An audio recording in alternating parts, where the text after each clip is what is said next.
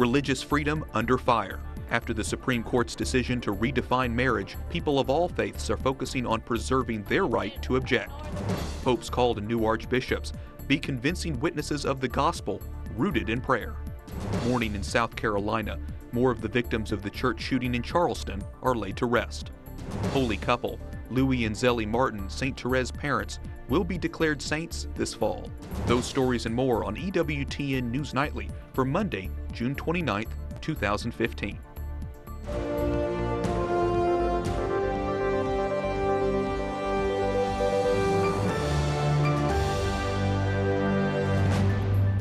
Good evening and thank you for joining us. I'm Wyatt Goolsby in This Week for Brian Patrick. After the Supreme Court's landmark decision giving same-sex couples the right to civilly marry nationwide, people of faith are fighting to protect religious freedom. Our Jason Calvi reports from the Supreme Court tonight. Jason. Wyatt, the concern is for thousands of faith-based hospitals, schools, and charities which want to hire and set policy based on their religious views about marriage. It is an issue that the justices raised in their opinions last week, but from very different points of view. USA! USA! Justice Anthony Kennedy writes in his majority opinion, the First Amendment ensures that religious organizations and persons are given proper protection. But Chief Justice John Roberts predicts a clash between religious freedom and gay marriage. It's a clash Jordan Lawrence knows well. He represents a New Mexico photographer fined for refusing to work at a gay commitment ceremony. If there is an upswing in these cases, I think more and more people, especially in the higher courts, are going to start saying, wait, this is going too far. Religious groups fear their tax-exempt status will be the next to go. Solicitor General Donald Verrilli, arguing to redefine marriage, admitted that's on the table. It's certainly going to be an issue. All of us who welcome today's news should be mindful of that fact. Recognize different viewpoints. Revere our deep commitment to religious freedom. But many groups aren't hopeful they'll get the president's support. What we've seen, unfortunately, from this administration is attack after attack on religious liberty. Brian Brown is calling for laws to protect the rights of supporters of traditional marriage. He says he's optimistic. What we're about to witness, and what we've already witnessed a little bit of, is going to, again, make people have to make a decision about what it means to stand for truth, what it means to be a Christian. And I think that those tend to be the times where the church grows. Two Republicans, Senator Mike Lee of Utah and Representative Raul Labrador of Idaho, have introduced what's called the First Amendment Defense Act last week. It would ban the government from taking away tax-exempt status, contracts, or grants based on one's views about marriage. It's an issue we're going to be watching very closely. Wyatt? Jason Calvi reporting from the Supreme Court tonight. Jason, thanks very much. Texas Attorney General Ken Paxton calls the Supreme Court decision a lawless ruling. He says state workers can cite their religious objections in denying marriage licenses. But he warns that any clerk, justice of the peace, or other administrator who declines to issue a license to a same-sex couple could face litigation or a fine. Paxton says numerous lawyers stand ready to defend free of charge any public official refusing to grant one. His opinion states that the Supreme Court's ruling did nothing to eliminate the rights of religious liberty. And Roger Severino is the director of the DeVos Center for Religion and Civil Society at the Heritage Foundation. Roger, how does this decision, the redefinition of marriage, threaten religious liberty? Sure, it's pretty simple. People of faith in religious institutions are not going to be changing their definition of marriage, no matter what 5 unelected judges at the Supreme Court have to say about it. And that's the main problem here. We've seen already that florists, clerks, bakers, photographers, all these issues have revolved around their right to express their views about marriage and whether or not the government will allow that and allow that expression. Also at the federal level, we might see the loss of government contracts, government grants, and government licenses, such as the Catholic adoption agencies in Massachusetts lost their license because of their views about marriage. But how far can this go? I mean, what's next for people to uphold the belief that marriage is between one man and one woman? Well, we have to restart building the marriage culture from the beginning. Marriage is about one man and one woman for the sake of the children, because every child deserves a shot at having a mom and dad be a part of their lives. So everybody has to start with marriage itself to build that understanding to go out to the wider culture. How can we get there? Well, first, government has to allow that expression to happen, which means government cannot be the one discriminated against people who speak and act according to their views about marriage. So if government gets out of the way, then we could actually start rebuilding a marriage culture. Well, like I say, there are a lot of people that are concerned that that is going to happen. There is going to be discrimination. I want to read something. There's an op-ed from Time Magazine's Mark Oppenheimer who writes this, and I want to read. Rather than try to rescue tax-exempt status for organizations that dissent from settled public policy on matters of race or sexuality, we need to take a more radical step. It's time to abolish or greatly diminish their tax-exempt statuses. Roger, is this a likely outcome? It's a scary outcome for sure. And Solicitor General Verrilli mentioned this possibility in the Supreme Court oral arguments. It is scary. What is going to happen next? How far will the targeting go? This is a possibility. It's going to be an issue. It is now an issue. Now what's going to happen next? Well, the First Amendment Defense Act that Senator Lee introduced would prevent this sort of targeting and discrimination against religious institutions simply for their beliefs. So FADA, First Amendment Defense Act, is a great first step. If this whole same-sex debate had gone through the democratic process as opposed to through the Supreme Court, do you think there would have been a different outcome? Well, certainly it would have been, because the democratic process allows for a difference of opinion, different views, and compromises. So we had 50 million Americans who voted for the definition of marriage to be of one man and one woman. Their voices were silenced and ignored. If you do not allow the democratic process, you will have what happened after Roe v. Wade. Dissent will be forced to go in front of the courts and march every year instead in front of their legislatures, where these sorts of debates belong. Well, I know there's been a lot of people who are concerned that this is another Roe versus Wade, so we thank you, Roger, for breaking this down for us and explaining it. Roger Severino with the Heritage Foundation. Thanks very much. You're very welcome. Now to some of our other stories our EWTN News Nightly team has been covering in today's world. The Supreme Court refuses to allow the state of Texas to enforce restrictions that would force 10 abortion clinics to close. The justices voted 5-4, granting an emergency appeal from the clinics. This after a federal appeals court upheld new regulations and refused to keep them on hold while the clinics appealed to the Supreme Court. The High Court also upholds the use of a controversial drug for lethal injections in executions. The justices today voted 5-4. The sedative can be used and is not considered a cruel and unusual punishment. The drug was used in several botched executions in 3 states last year, including Oklahoma. President Obama signs into law the trade bill, giving himself fast-track authority on trade deals. That bill allows Congress to approve or reject trade agreements, but not change them. He also signed a bill providing aid to workers who lose their jobs because of such deals. Critical but stable condition. That's how the governor of New York describes the escaped murderer shot and captured by state troopers. Tonight, fugitive David Sweat is in a New York hospital under heavy guard more than 3 weeks after escaping from prison.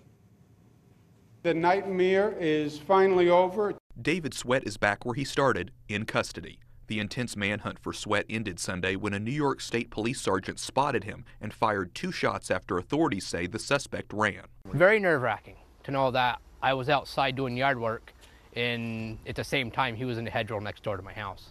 Search crews caught up to fellow fugitive Richard Matt on Friday. He was shot 3 times in the head and died.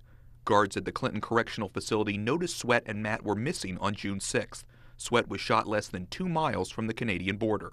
For those living near the search area and even Sweat's mother, his capture is a relief. Oh no, my son knows that if he would have came here, I would have knocked him out and had them guys take him to jail by themselves. Because that's just the way I am. I've always done it to him when he was bad.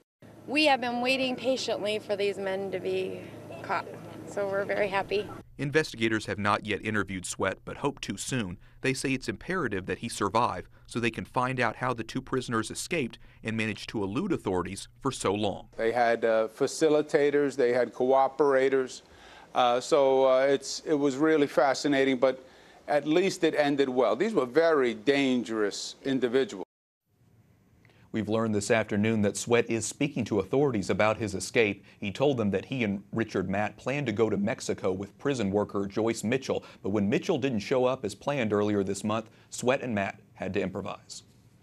Today, family and friends lay to rest another of the Charleston church shooting victims, 59-year-old Mira Thompson. Her husband told shooting suspect Dylan Roof that he forgave him. Her funeral follows services for 4 other victims over the weekend at Emmanuel AME Church, the scene of the shootings. A number of political and religious leaders, including South Carolina Governor Nikki Haley, Reverend Jesse Jackson, and Vice President Joe Biden, attended. Banks in Greece are closed until July 6 as the country struggles to avoid an economic collapse. Bank account holders are also facing limits on what they can withdraw from ATMs at 60 euros a day, or about $67. That didn't stop people from lining up at ATMs today in Athens. Greek stock and bond trading have also been halted. The move comes after the Greek government decided late last week to pull out of bailout talks with European officials and the International Monetary Fund. Greece's prime minister put a bailout proposal to voters in a referendum on Sunday.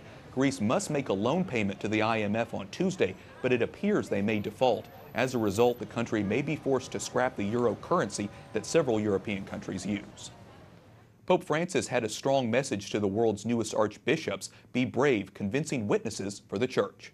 That message during today's Mass inside St. Peter's Basilica for the feasts of St. Peter and Paul. The Holy Father welcomed 46 archbishops from more than 30 countries who were appointed within the last year. He blessed the palliums, woolen stoles that represent a bond with the Holy Father. The archbishops will receive their pallium in their home archdiocese. The Holy Father formally paves the way for the first married couple to be canonized saints at the same ceremony. Blesseds Louis and Zélie Martin will be declared saints at the Vatican October 18th. The canonization will take place less than 3 weeks after the feast day of their daughter, St. Therese of Lisieux. The event also coincides with the Synod on the Family in Rome. The couple had 9 children, 4 died in infancy, and the remaining 5 daughters entered the religious life. Coming up, what do young people think about marriage? We talked to a married couple who conducted their own survey to find out. Plus, the Pope looks ahead to his trip to Latin America.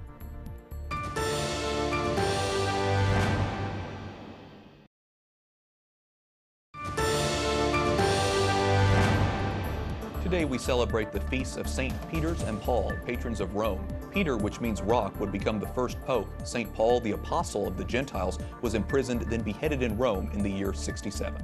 Thanks so much for joining us this evening. I'm Wyatt Goolsby. The number of American adults who have never been married is at a historic high. According to Pew Research Center, 1 in 5 adults ages 25 and older have never been married. Catherine Szeltner has more on the trends. Catherine. Why the data behind divorce and marriage in the U.S. can be staggering. That's why Amber and David Lapp, a young married couple, moved to Ohio to find out the stories behind these statistics. After more than 3 years of research for the Love and Marriage in Middle America project, the Lapps tell me young adults are overall conflicted about marriage. On the one hand, they say things to downplay marriage, like marriage is just a piece of paper, or it's no different than living together. But on the other hand, the same young adults, and often in the same interviews, would say things to elevate marriage or express desire for marriage, like marriage is sacred, or it's the best thing, or many young adults told us about what it was like to grow up in fragmented families, and they said that they wanted to give their children to the benefits of 2 married parents.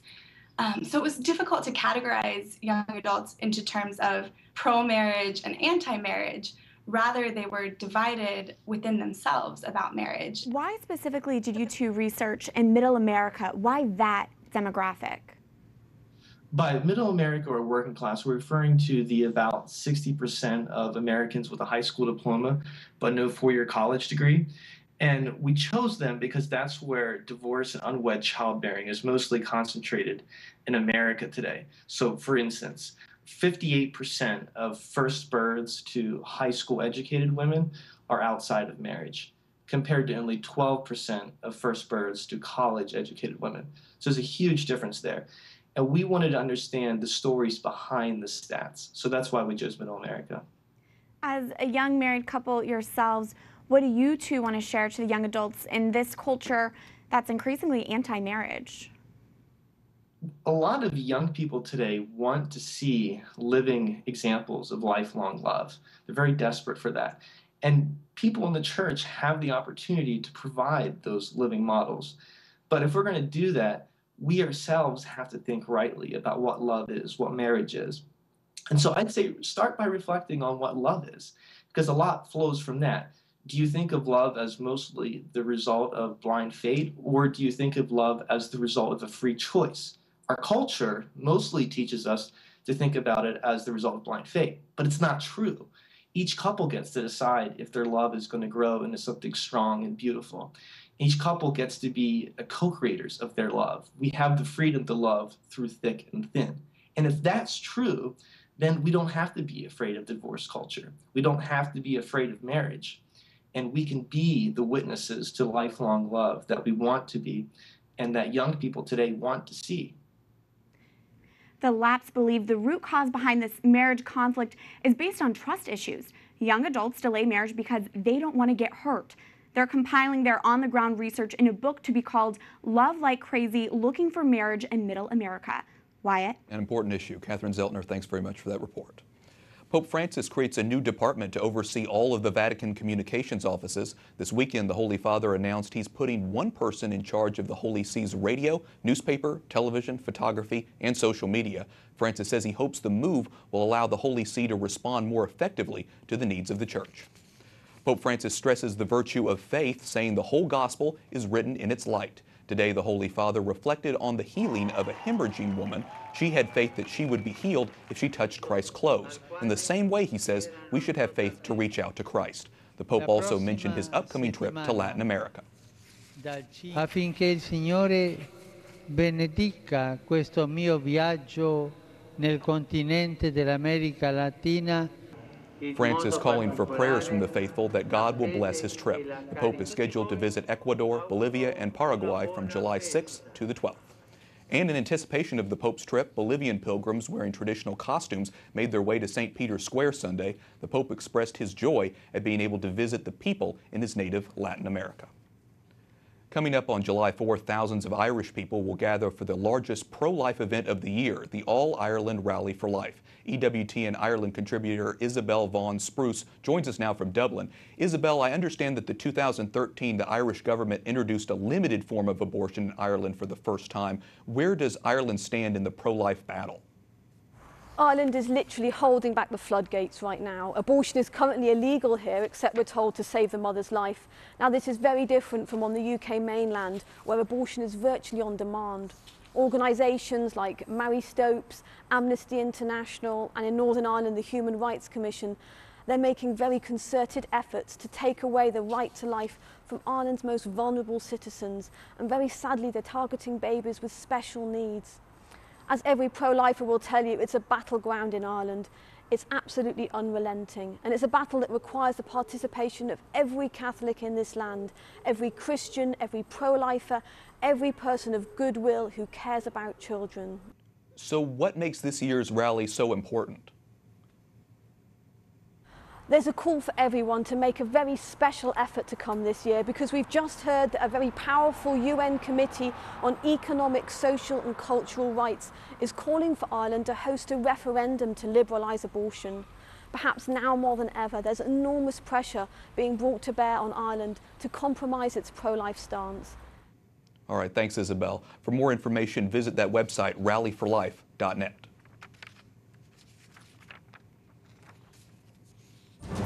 Up next, these dogs are being trained to sniff out a delicacy. We'll tell you what it is. And have an intention for Mary? Send it to Our Lady Undoer of Knots in Philadelphia.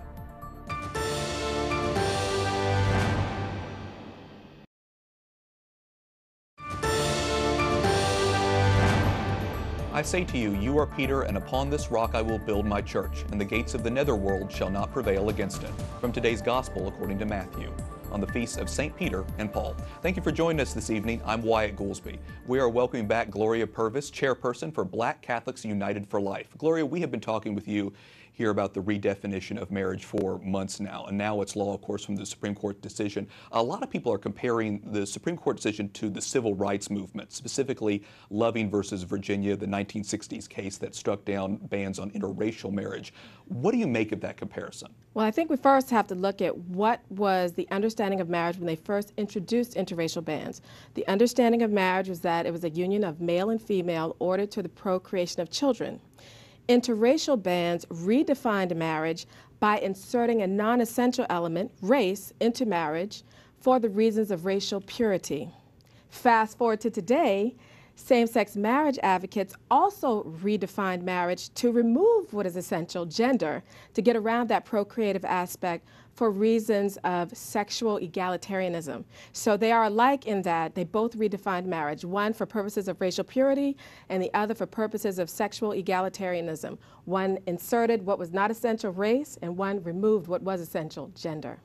Well, as you know, Gloria, in the popular culture, this decision has been pushed upon so many of us of faith. How can Catholics uphold their belief in marriage without necessarily being hostile towards other people like that? Well, they need to understand the Church's teaching on marriage, which in essence is it's faithful, fruitful, and forever. And as long as we could share that positive, uplifting vision of marriage, I think that will really help. And so now from a legal standpoint, then how do you think Catholics can respond to the Supreme Court's ruling on marriage? Well, one thing I think we need to say also is to help people understand the difference between same-sex marriage movement and the civil rights movement. There's been an analogy saying that they are the same, and they aren't, because if you look, let's take a simple look at a black man in the 1800s could not vote or own land. A white homosexual man in the 1800s could do both. There was no prescription on the white male homosexual in law as there was on the black man, and we saw those laws moving forward through the black codes as well as through Jim Crow. So I think we need to understand that there's a difference. And then I think today we need to understand our First Amendment rights and understanding religious freedom and how that applies to us, and that the state's definition of religion should not be imposed on us. We should be free to live out our own understanding of our faith. Very good. All very good points. Gloria Purvis, always good to have you on the program. Thank you, Wyatt. Dogs in California are being trained to sniff out a prized delicacy. Susie Pinto has more. Sniffing for hidden treasures. Rico is on the hunt for truffles, the pungent fungus prized by chefs and foodies. He'll stay out here all day long. I've taken him to truffle orchards, and I've had to have a couple of people help me to catch him, because he doesn't want to leave. Truffle hunting dogs are in demand as more people plant orchards in hopes of harvesting the earthy delicacy, which takes several years to ripen on the roots of trees. The trees don't need much water, so they haven't been affected by California's record drought. Good job. Alana McGee is training dogs to do a job traditionally done by pigs.